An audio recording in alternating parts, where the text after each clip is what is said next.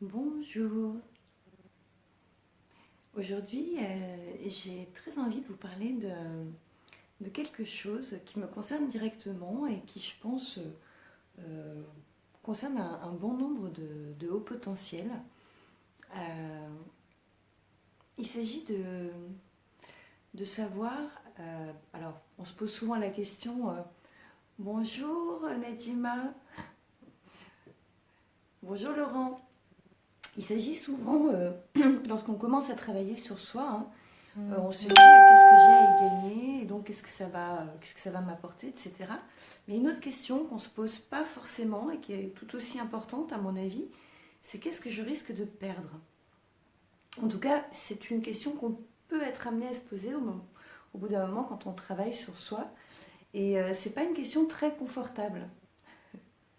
Je rigole parce que Laurent vient de m'écrire coucou Cathy, est-ce que tu veux des papillotes? Bonjour Véronique. Euh, Oui, on peut se poser cette question, donc qu'est-ce que j'ai à perdre en travaillant sur moi? Parce que, en tout cas, moi, c'est une question que je me suis posée, parce que j'écris beaucoup. J'ai écrit longtemps sur les musiques de mon compagnon. J'écris, voilà, j'écris, c'est mon grand truc d'écrire. Et donc, l'inspiration, etc.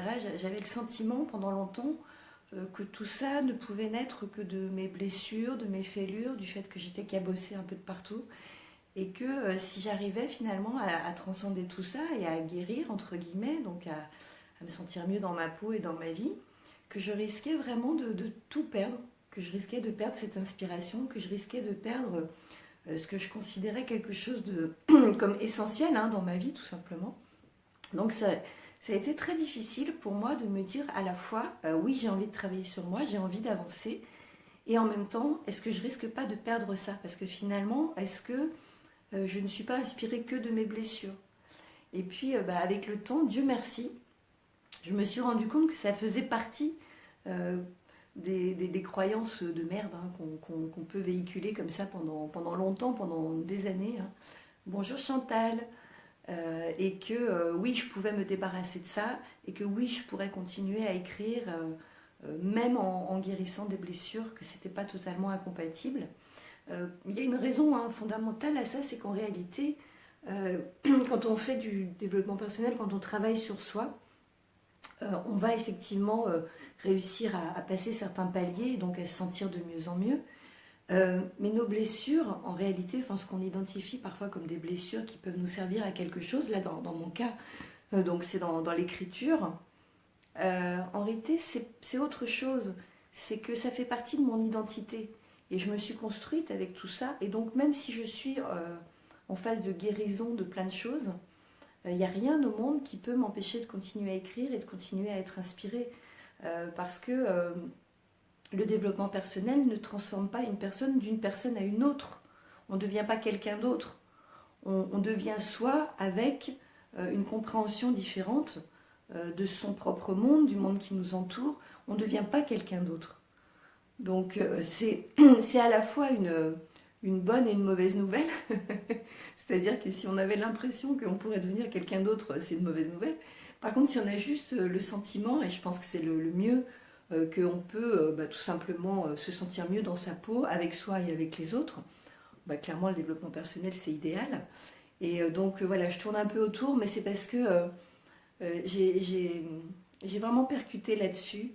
J'avais tellement cette peur grande, grande à l'intérieur de moi de me dire je pourrais plus jamais écrire si je vais mieux, que je voulais vous le partager pour que vous, que ce soit dans l'écriture, que ce soit dans la peinture, que ce soit dans toute autre chose, hein, en général c'est dans le domaine créatif hein, que ça touche, que vous puissiez vous dire mais non en réalité je risque rien quoi, je peux faire du travail sur moi, je peux chercher à améliorer mon quotidien et mon regard sur le monde, ça enlèvera rien à ma créativité, ça enlèvera rien à tout ce qui fait que je suis qui je suis et que j'ai envie de l'exprimer par différents moyens. J'ai une question. Peut-être que l'on perd la mauvaise partie de soi pour ne garder que le meilleur. Bah écoute, en fait, Laurent, j'aimerais bien.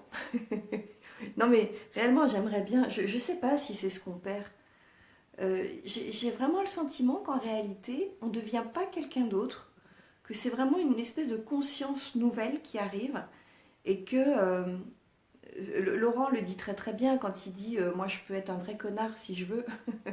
C'est-à-dire que je pense que toute notre vie, on va conserver un certain degré de nos parts d'ombre parce que voilà, on ne devient pas quelqu'un d'autre. Par contre, comme on est entré dans une certaine conscience de qui on est, de qui on n'a pas envie d'être ou plus envie d'être, de comment on a envie de vivre notre quotidien, donc de la meilleure des façons. C'est cette conscience-là, en fait, qui va faire qu'à un moment donné où on est peut-être en train de se redevenir un vrai connard, dans certaines situations, il y a une espèce de signal d'alerte comme ça qui va, qui va se mettre à biper à l'intérieur de la tête et nous dire attention, tu es en train de repartir sur le chemin je suis en train de me programmer une journée de merde, ou je suis en train de me refaire des croyances épouvantables dans la tête et dans le cœur qui font que je me flingue toute seule en fait. Hein. Je suis capable de me tirer une balle dans le pied toute seule sans problème, quoi. Donc je crois que c'est surtout ça en fait qui change.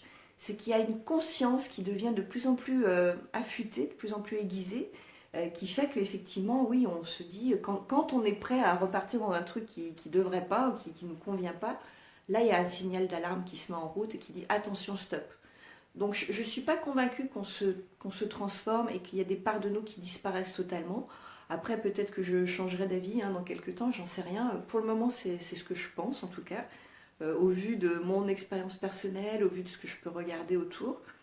Mais qu'effectivement, c'est cette conscience voilà, qui fait que les défauts, les travers, les comportements qui ne nous font pas du bien, au lieu d'aller jusqu'au bout, à un moment donné, on va peut-être entrer dans un truc, puis on va s'arrêter très vite. On va reculer, on va dire non, c'est plus pour moi, ça je veux pas, ça je rentre plus là-dedans. Je rentre plus dans ce type de jeu psychologique, ou je rentre plus là-dedans parce que ça me fait du mal, etc. Je crois que c'est plus ça en fait, pour répondre à ta question.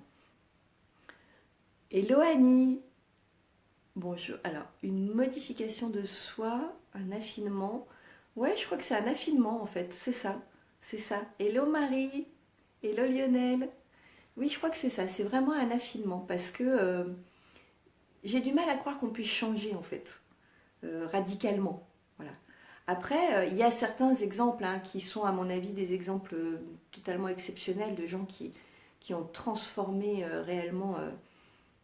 On a l'impression qu'ils ont été transformés de façon intégrale et radicale et je reste encore totalement fascinée d'ailleurs par ces exemples-là parce que j'ai du mal à comprendre comment c'est possible. Donc c'est pour ça que je me permets de vous dire que pour le moment, je pense que c'est simplement un affinement de la conscience qui permet de... Voilà, là je veux plus y aller, donc comme j'ai conscience que je veux plus y aller, au moment où je suis en train d'y aller, bip bip bip, ça bip de partout et je n'y vais pas, j'arrête en plein milieu quoi. Donc je crois que pour le moment, c'est comme ça que je vois les choses. Est-ce que dans 10 ans, je parlerai autrement? C'est possible, je ne sais pas du tout en fait. Je ne sais pas du tout. Mais en tout cas, c'est ce que je voulais vous partager ce matin. Donc le fait que, voilà, que j'avais une croyance un peu merdique sur le fait que si je guérissais mes blessures, je ne pourrais plus écrire, quelque part. En tout cas, peut-être que j'écrirais avec une qualité moindre. Et ça me désolait totalement, parce que s'il y a vraiment une chose que j'aime à la folie faire, c'est l'écriture, quoi. Donc j'avais très peur de perdre ça, un de mes essentiels finalement. Et aujourd'hui, je suis convaincue du contraire, en fait. C'est que, au contraire, j'ai des atouts en plus dans ma valise pour écrire.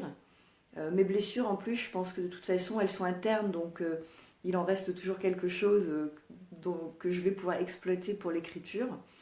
Voilà, mais par contre, je n'en souffre plus. Et ça, c'est le point positif du développement personnel, évidemment.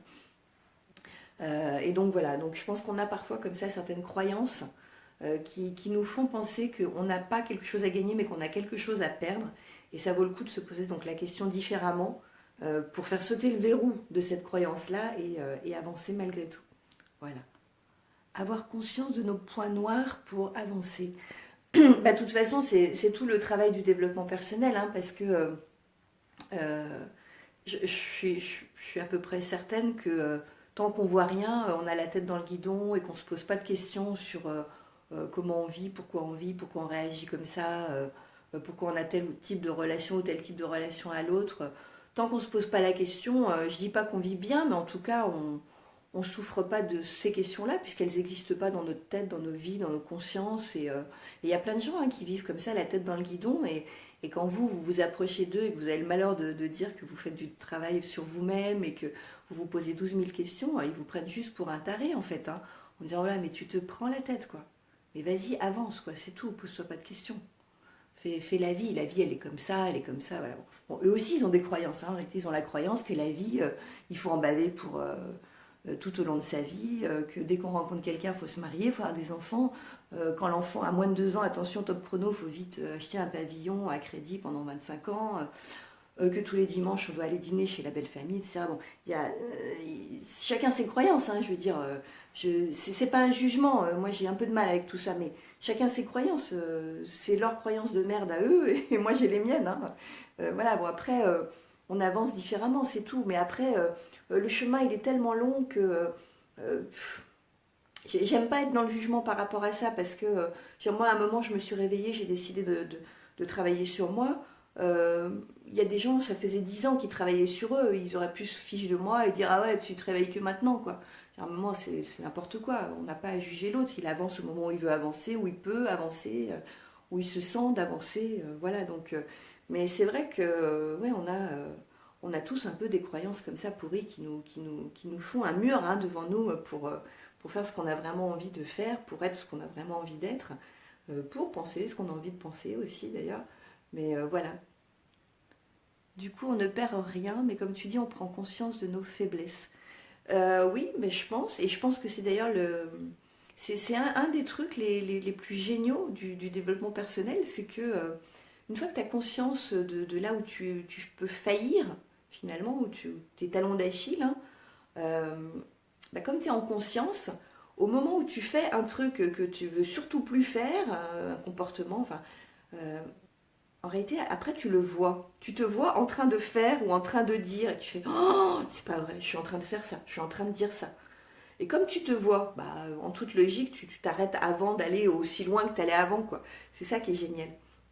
Et donc, oui, je pense que c'est vraiment que du bonus. Réellement. Prendre conscience de nos faiblesses ou de nos croyances, oui. Mais de toute façon, on est construit de croyances, de par la famille dans laquelle on est arrivé. De par les professeurs qu'on a pu avoir, de par l'environnement, que ce soit familial, copain, éducateur, enfin, on est construit, la culture, le pays dans lequel on est né, l'époque à laquelle on est né, je ne suis pas certaine que le discours de mon grand-père ou de mon arrière-grand-père serait le même que le mien sur le même type d'événement ou de comportement. Donc voilà, c'est évident qu'on est rattaché à des kilomètres de croyances. Ça ne veut pas dire qu'on doit balancer à la poubelle toutes nos croyances, parce qu'encore une fois, ça on l'apprend en PNL, il y a des croyances qui sont limitantes, donc c'est celles-là qu'on essaie d'exploser, à coup de pelle, à coup de marteau, à coup de ce qu'on veut, bon, à coup de développement personnel. Mais il y a aussi des croyances mobilisantes, comme disait Paul Pironnet quand j'étais en formation avec lui. Et les croyances mobilisantes, c'est des croyances, qu'elles soient vraies ou fausses, qui vous font, qui vous mettent dans une énergie d'exception, qui vous font pousser des ailes, qui vous font croire que tout est possible. Et celles-là de croyances, il faut bien les garder. Ça, c'est David Laroche qui dit si un jour il y a un mec en face de moi qui me dit moi je crois qu'il y a un dragon bleu qui me protège et du coup je me sens invincible, mais va pour le dragon bleu, quoi. Je veux dire, si ça t'aide à te sentir invincible au quotidien, vas-y mec, valide le dragon bleu, quoi. Il y a 2 types de croyances, vraiment, quoi. Donc la croyance mobilisante qui te fait aller où tu as envie, te sentir bien, il faut la garder, celle-ci, elle est nickel chrome, elle est géniale. Avec la vie qui avance, on réfléchit beaucoup à ce que l'on veut pour profiter au mieux de sa vie. Ouais, je suis d'accord, Marie, mais nous, on est... c'est là où on va dire notre âge, en fait. Alors, tant pis, bon. Non, mais c'est vrai qu'avec le temps, moi, j'ai aussi ce sentiment que... on sait de plus en plus déjà ce qu'on veut pas, ce qu'on veut plus, et on est beaucoup plus dans une affirmation de ça et de soi, donc du coup. On le fait pas d'ailleurs forcément dans la violence ou dans les trucs un peu radicaux, mais on sait ce qu'on veut plus du tout, et on est en train d'affiner effectivement sur tout ce qu'on veut pour se sentir bien. On recherche davantage l'épanouissement parce que on mesure finalement le temps qui passe, même si le temps est une illusion, ça on pourra y revenir un jour. Mais on mesure quand même le temps qui passe et du coup on se dit oh, et puis hein, c'est bon quoi. Je vais pas perdre du temps et de l'énergie à faire des trucs qui me conviennent pas quoi, à passer du temps avec des gens qui me conviennent pas. Voilà, la vie elle est pour ce que l'on en sait assez courte. Autant vivre pleinement ce qui me convient, ce qui me fait du bien, là où je me sens bien, hein, tout simplement. Moi, je reviens tout le temps à ça. Je pense qu'il y a une question essentielle, c'est comment je me sens. Je me sens bien, alors c'est ok, et on avance là-dessus essentiellement. Hein. Voilà. Bon, évidemment, comme d'habitude, j'ai un petit peu dévié, mais je pense que j'ai fait le tour de ce que je voulais vous dire ce matin. Euh, je vous souhaite une belle journée. Moi, j'ai la voix complètement qui part en cacahuète, là, ça fait 2 jours. J'ai une oreille qui explose. Enfin bon, en ce moment, au niveau de la santé physique, c'est pas ça. Et pourtant, je vous garantis, je garde un moral plutôt bon en fait. Mais ça part dans tous les sens. Hein. Mais bon, ça va s'arranger tout ça. C'est que de la matière. C'est pas grave. Voilà. Je vous embrasse. Passez une belle journée. Là, il y a du soleil ici. C'est juste exceptionnel. Je suis ravie. Et je vous dis, je sais pas si je vous dis à demain parce que demain j'ai une grosse journée. Mais